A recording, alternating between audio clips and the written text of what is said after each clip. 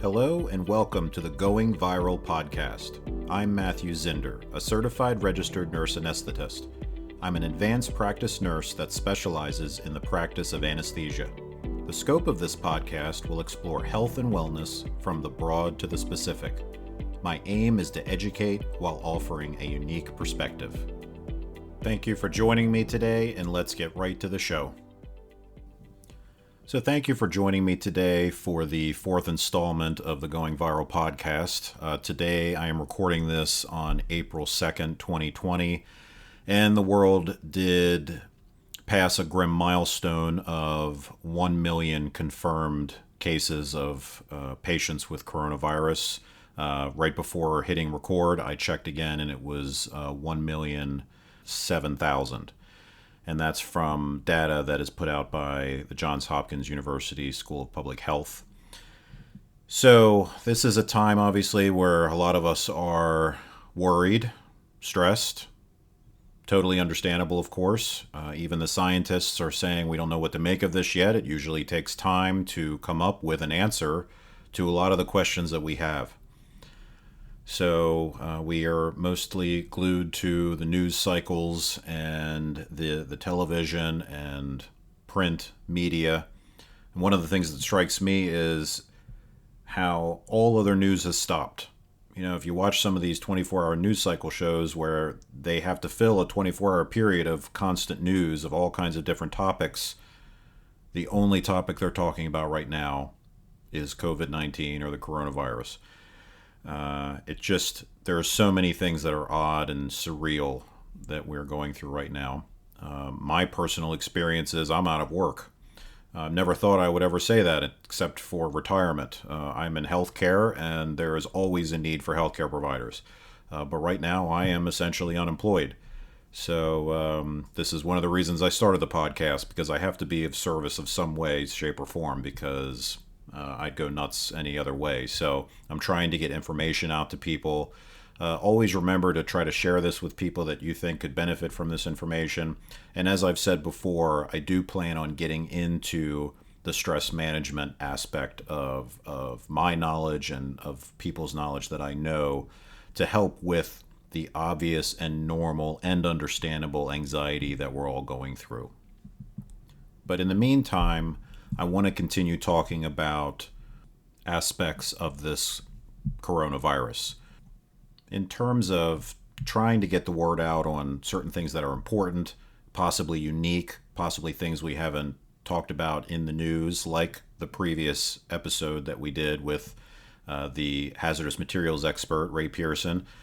Again, I really hope that people are listening to that and sharing it with healthcare providers so they know that they have to think about decontamination after they finish a shift at the hospital. It's very important, and it's just something that we never have been trained on or thought about in our medical training. So I'm hoping a lot of people can share that and listen to it so it's at least on their radar. And then also just some different topics in the future with an anesthesiologist that I know who was going to be on an airway team in April, and he has agreed to sit down and talk to me after he finishes that shift about his experiences. Monday, I have an interview set up with a physician who specializes in infectious disease. But in the meantime, today I was able to speak to an individual. His name is TJ Volonis. And he was actually a friend of my wife's when they were in college many years ago. And she kept in touch with him and found out on social media that he actually did contract the coronavirus. He lives in New York City, so it's understandable why he may have caught it. And he graciously agreed to spend some time talking about his experience with the virus. So without further delay, here is my talk with TJ. Okay, so this is TJ Volonis. Thank you, TJ, very much for joining me. You are a friend of my wife's, and that's how I came in contact with you. And we found out that, unfortunately, you contracted the coronavirus there in New York City.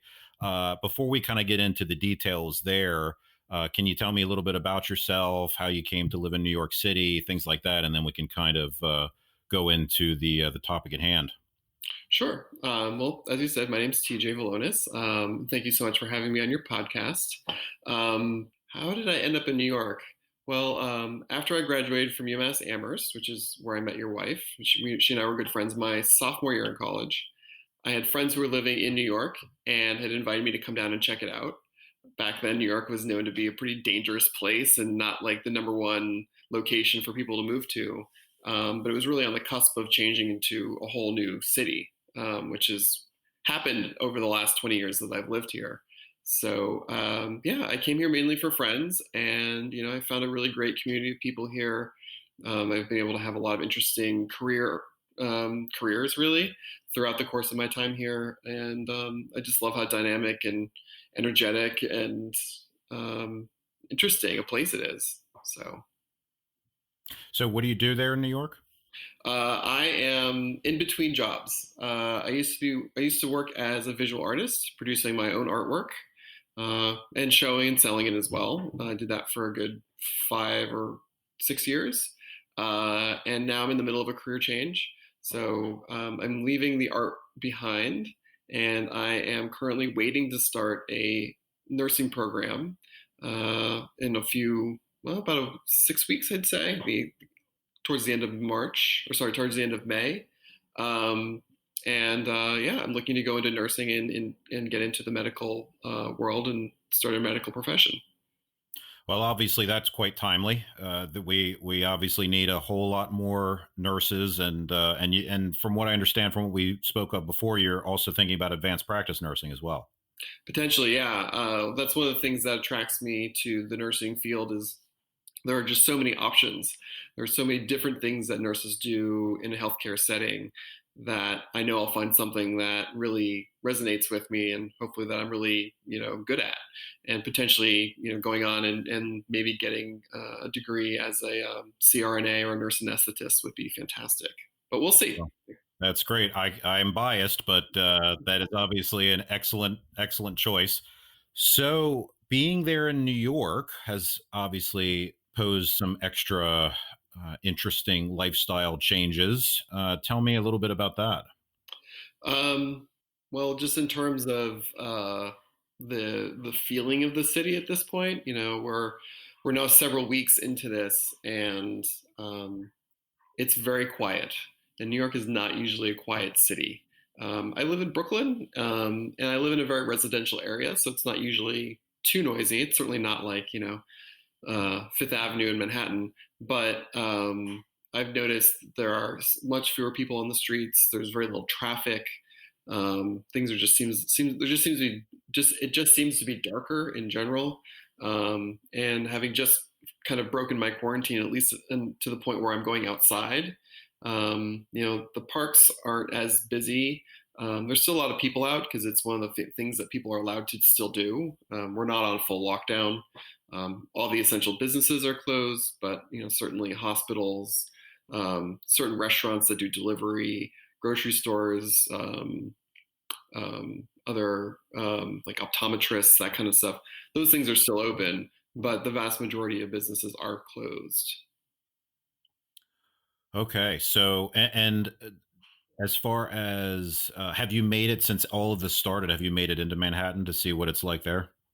No, I haven't. I actually contracted COVID-19 relatively early on, and that grounded me pretty quickly. So as soon as I had any symptoms, I quarantined myself. So I haven't had a chance to get into Manhattan yet, and I'm still a little tired, and I'm not ranging quite that far from home yet. Right, smart. So, any idea or any theories whatsoever about how you might have contracted it? I really don't have any idea. Just from being in circulation. I'm an active person. I go out, I ride my bike around the city. I had appointments, I met with friends. I did my best to kind of like track things back to potential vectors, like people that I came in contact with. And some of my friends said that they saw other people who ended up with corona and then like around the same time I did, or no, just before. I guess it was just before I did. And then I had met with them right after having come in contact with those people. but nobody knew what was going on. Like they didn't have symptoms at that point. So there are certain friends that could have passed it to me, but it's just one of those things that's just really, really difficult to track unless you've got some kind of like medical forensics Yeah. background. And that's the problem with it, is that no one knows where it's coming from. No one knows who is carrying it and asymptomatic. Hmm. And that's really what has happened here, is just that time before you become symptomatic and you could be a carrier. Yeah. And it's really hard to track. Uh, Hmm. Now, did you spend much time in Manhattan before you felt like you were infected? Is that something that you feel like could have been a factor, or is it just busy enough there in Brooklyn? It could have been a factor. I doubt it. I had actually gone to my medical clinic is in Manhattan. I had to get a bunch of blood work done for nursing school. You know, like they require all these titers, and I had to get certain vaccinations and pull together all my records and all that kind of thing. But I think that was well over a week before I had any symptoms. I have to look back at the calendar. But they weren't, that clinic doesn't accept COVID-19 patients. But of course, anybody who walks through those doors could be a vector and transmitting the virus. So again, really hard to tell. But I don't spend a lot of time normally in Manhattan. Most of my life these days is in Brooklyn. Okay. So, because the reason I ask is because that's really where all the news focuses, is on that main area of New York, Manhattan. They're showing the subways, they're showing the financial districts, and they're showing the famous picture to look at right now is Times Square being empty, things like that. Of course, no self-respecting local is going to find themselves in Times Square, but Ever, but you know even when there isn't a global pandemic on our doorstep. exactly. But so that is an interesting it is an interesting thought of what areas around Manhattan are also dealing with this just as badly as Manhattan, and from even further into it, how are the hospitals doing in the outer boroughs? Well, in terms of the location, I mean, that's an interesting point that, people are so focused on Manhattan because that's what people know of New York City, especially if you've never been here and if you don't have a sense of the larger geography that's involved in what is New York City. But the vast majority of cases are actually in Queens. Oh, Yeah. interesting. Last I checked, now my information is now a couple of days old, and this is just constantly changing. But I think something like half or nearly half of the cases in New York City, as of maybe like 3 or 4 days ago, were in Queens. So, people think of Manhattan, but it's actually in other boroughs that have been hit harder. Interesting. Now, see, that was not even on my radar. That doesn't mean it wasn't on other people's, but as far as the news that I've been getting, I wasn't even thinking about that. So that's a very interesting point. So, when did you first realize or even think that you could have possibly caught this? Well, today marks, I think, I was like day 15 or day 16 after I had initial symptoms. So going back that far, I actually had my interview for nursing school that morning. This is a Thursday morning, um, and I felt fine throughout the rest of the day. I went for a long walk with a good friend of mine. She had just gotten back from San Francisco. And it's not possible for her to be a vector because I had symptoms that same evening. It doesn't incubate quite that quickly. I think it's saying up, like minimum sort of 2 days up to 2 weeks. So she wasn't at fault, but she was at risk afterwards. And I let her know right away when I started developing symptoms that she needed to stay home and self quarantine and not go to see her mom, who is older and all of that.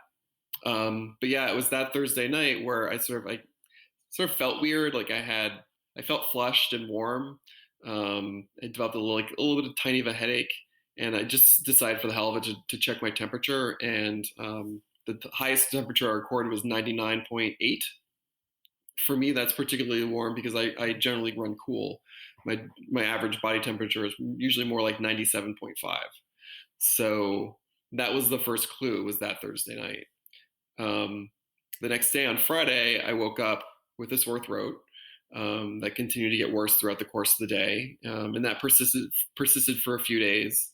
And then the next day after that, like I started, and no fever after that. I only had a fever the very first evening. Oh, interesting. Yeah, I have a lot of other friends who got it here in New York, but also one in Dallas. And I think they had what is more quote unquote a typical experience, which is they started off with a fever. Over the course of a week, they got better. Then they relapsed and had a much worse fever. And then another week later, were more or less clear of symptoms, and they had coughing and things. By like the second day, I had a much worse headache. The sore throat was still there. Just generally felt like lethargic. You know, when you're not feeling well, you just don't feel like doing much. I felt flushed, and those were the symptoms that kind of like stayed with me for like the 2 weeks, to varying degrees. But again, I only had a temperature the very first night. At no other point, and I was checking obsessively. I had a thermometer by my bed. I was like, "Am I hot yet? No." Back and forth. But yeah, I never developed a fever after the very first night. But I had that lethargy and that flushed feeling where like my face felt warm to the touch. Um, the real problematic symptom that I had developed, I think it was around day 4, where the night before I had a really hard time sleeping. I just couldn't get comfortable, and I didn't know why. Because you're in that half state where you're like half awake but half asleep and not really sure what's going on. And when I woke up that morning, I had a very acute pain in my back. It felt like it was topic, like I was on the surface of my back, like right on the edge of my left scapula. Weirdly, whenever I would draw a deep breath, say about like maybe 80% of my normal volume, I would get this absolutely stabbing pain that would kind of start off as a very like kind of just sort of a soreness and then very quickly shoot through my lung. Um, that pain was also associated with movement. So getting out of bed was really difficult for me without like tremendous amounts of pain. Um, Finding the right position so that I didn't activate the pain was difficult. Yeah, it was actually pretty intense. The next day after that, and the days after, from that one point, it got a little bit better day by day, but it took probably a week and a half for that to finally kind of resolve and for me to not have any pain there any longer. Um, that day, I called my clinic and I requested a teledoc appointment with my GP, and she and I had a conversation the next day, and I explained that symptom to her because to me it felt weird. It felt a lot like when you pull like a very specific muscle, and it's just like it's super painful no matter what you do. It's just sort of like it's just sort of an irritation. It felt like that, but on my back, but it was obviously related to lung. So when I was describing that, she's like, "Oh, that's actually very consistent with pneumonia or pleurisy." So that would have been my respiratory symptom for COVID. So you have since, to your, the way you feel, have made a full recovery. Have you had any, any issues since then? Right. No. It was for me. It was a very gradual but very linear and clear healing process. I didn't have any relapses. I never developed fever again. The headache was always sort of there in the background. It's one of those things like you're not even sure if it's there. Like there's something that's sort of bothering you. Um, Being like just like being flushed and just very lethargic persisted for a long time. Towards the end of my recovery period, I noticed in the evenings, like around like 6 or maybe 7 o'clock at night, I would just get suddenly very tired. So that lasted for like maybe 3 or 4 nights. But as of yesterday, I feel like I'm back to 100%. I have no lingering symptoms. The issue with my lung has completely gone away. There's no residual anything. Well, that's obviously great news. When you had that consultation with the telehealth physician, what were the recommendations, if any? Well, the recommendations, there weren't really any recommendations. She did tell me, she's like, she was able to take, my respiratory rate and my heart rate over the phone because that's something I can give her that information just by counting how many breaths or how many pulses or heartbeats I have over the course of a certain period of time that she was clocking.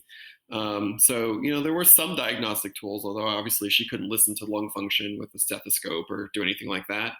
Um, the recommendation, or the conclusion that she drew was that it was a viral instead of a bacterial pneumonia or a pleurisy, and to just stay home. And basically, she said the only reason you should go to the hospital is if you have serious shortness of breath. to the point where you can't speak a full sentence without being out of breath by the end, or getting up and going to the bathroom to use, or getting up to go to the bathroom if you were out of breath just from that one small movement. She said at that point, then you should check in and go to the hospital. And what was it her conclusion that you did in fact have the coronavirus? Yes, she said based on my symptoms, it was inconsistent with a lot of the other cases that she's seen, and other kind of and other evidence that she's read in medical journals or emails or whatever within the community. Hmm. And of course, because of the shortage, she didn't feel like it was necessary for you to be tested. I did call in. New York City has a COVID hotline, and so I called in, and they have someone taking information. So they ask, like, how old are you? What are your symptoms? When did they start? Et cetera, et cetera. As far as I understand, a public health specialist then reviews all the information that's collected and decides who should get tests and who shouldn't. Um, I did get a call back 2 or 3 days later because they have to, review all of the information, but I missed the call and they didn't leave a message and they never called back. I don't know if they were calling to say that they reviewed my information and they didn't think that I was eligible, because the chances are very high. I think like 95% chance that I have it, and I was staying home anyway. So it would self-resolve. I don't know how they're allocating tests and who they want to get tested. Um, so yeah, I did try. Yeah, I mean, from what I understand, is the highest priority are the healthcare providers that are on the front lines. Then you go to the public service industry, like the police officers and firefighters, and of course NBA players, because we have to know if they're positive, right? Oh my God, what if there was no more professional ball? I mean, that's I think that was the first time I've ever gotten on a soapbox so far. As far as this podcast is concerned. Anyway, um, so again, it's great to hear that you're feeling better. Of course, you're one of the ones that was able to come out the other side. It's also interesting to me to hear about the different symptoms that people are experiencing. Where we're hearing all about the symptoms of Chris Cuomo right now on CNN, Mhm. and he that's his favorite topic, of course, because he says he has it now, and talks about how he has a continuous, nonstop 101 fever without break, or chills, or shaking. He said he chipped a tooth last night because he was shaking so bad. So he's explaining different symptoms, and then of course there's this whole population of people that have to end up on a ventilator, or hospitalized, and now it's not so much of an older person's virus anymore either. They're saying now it's 30 and above, Yeah. uh, and the hospitalizations are getting higher and higher as far as percentage is concerned for the younger people. But yet there are some people that are literally walking around zero symptoms and they have it, and they never have symptoms the entire time they have it. Yeah. So that's one of the confusing aspects of this virus. So I do appreciate you giving me your experience on it, because again, it's also a little bit different than what some other people have, or what many other people have experienced. Yeah, and I've had friends who, like I referenced earlier in our conversation, who had more of the sort of like the Chris Cuomo version of COVID. So yeah, it's kind of all over the place, and my symptoms, I think, relative to those friends of mine were less. The pain in my lung was really crazy, and the first day was very concerning, but because it did get less over the course of time, I was less and less worried. I was worried about relapsing though, because there's that 7 to 10 day window where they say most or many cases have that relapse, and that was consistent with a lot of my other friends. But I do have other friends who I've spoken with who said that they had just sort of like a light flu that was kind of like not terrible, but uncomfortable maybe for like a week, got better, and then they had another light flu, and after 2 weeks it resolved. So it's the same idea, but much less debilitating. So it's hard to say. Yeah, I mean anything from a sore throat, and we're going to allergy season. Oh, right. somebody had said on Facebook, I kind of thought this funny, but now we're going to allergy season. People are coughing and sneezing from allergies, and it's going to be like the Scarlet Letter out there. When it's going to throw side eye and shade at anybody who's coughing and sneezing at this point, because you don't know. You just don't know. That's exactly right. I mean, it's going to be very difficult to tell the difference, and that's why they keep pushing for the testing Yeah. and getting everyone or as many people as possible tested. And they are coming out with new tests now that are quicker as far as the outcome or the results. Mhm. But the question is, how many can they get out there, and how many people can they get tested? Because obviously, it would have been very helpful to you if you could have known for sure: do I have a cold? Do I have a flu? Or do I have the virus? Right. So, Yeah. but based on your symptoms, obviously, and based on the time frame too, it sounds like the 14 days Right. you actually needed to, get through it, and that was the time frame. And the other thing was, this has been fairly consistent, and that is the first sign was a low grade fever. Right. Many people talk about that being their first sign, not a fever of 102, but a low grade fever, and that was their first sign that something was going on, and it turned out to be the virus. Yeah. That I've been told, and also coupled with a sore throat that follows soon thereafter, as the virus sort of colonizes the throat and then moves down, into the lungs from there. Right, right. Well, I really appreciate your time. I appreciate you sharing this with me because obviously it's a personal situation, personal health, and hopefully some people will gain some information from it as far as what to watch out for. If especially a lot of people that have listened to this so far are healthcare providers, and they are obviously much more in danger of catching this virus than a person just going to the grocery store. Yeah. So this will help them keep symptomology on the radar to pay attention to what possibly could be a first symptom or a first couple symptoms, and then they'll know, okay, I'm going to quarantine for 14 days now. Mm. Well, that's something that I've noticed coming up more and more on Facebook in terms of like my friends' conversations. And the vast majority of my friends, like I'm not in nursing school yet. I do have friends who work in medical and who are nurses, but the vast majority of my friends are not. And the thing that people are starting to talk about more as they sort of like learn more about microbiology and virology specifically is infectious dose. And the healthcare workers that are on the front line, and many of whom are not getting proper PPE, are getting crazy amounts of exposure to large doses of the virus, and that dramatically increases the likelihood that they're going to get it, but also theoretically how badly they get it. Absolutely. Yeah, they're talking about viral loads of healthcare providers just being through the roof, and then, obviously you can only prevent that so much, especially in a facility where you are lacking personal protective equipment, which is the biggest concern right now, is you're being expected to take care of known infected patients without the proper equipment.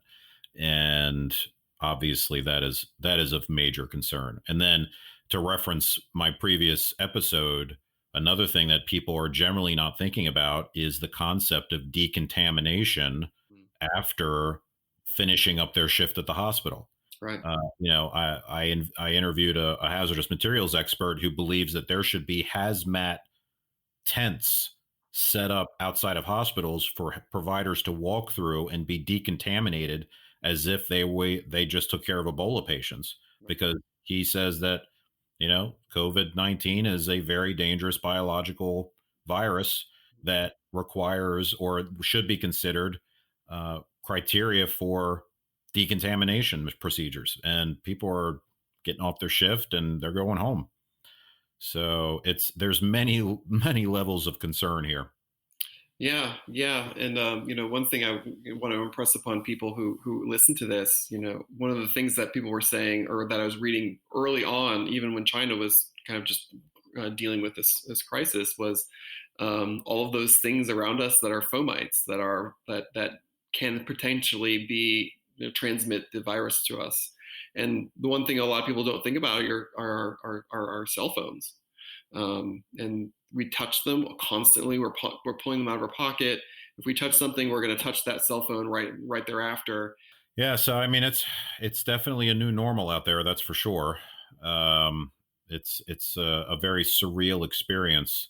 Just be super careful, because we're all responsible for our own health, but in this specific situation, we're responsible for everyone else's health around us, and then the transmission to people beyond that.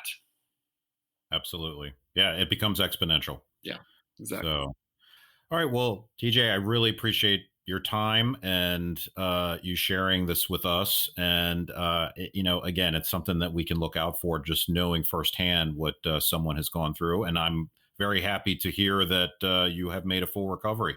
Pleasure being on your podcast. Well, thank you. So again, thank you very much. I really appreciate your time, and it was great to meet you. Wonderful. No, absolutely my pleasure, and happy I can help in any way. Okay. So that'll do it for this episode. I hope to see you at the next one. This is Matthew Zinder and the Going Viral podcast. Please stay safe and stay well.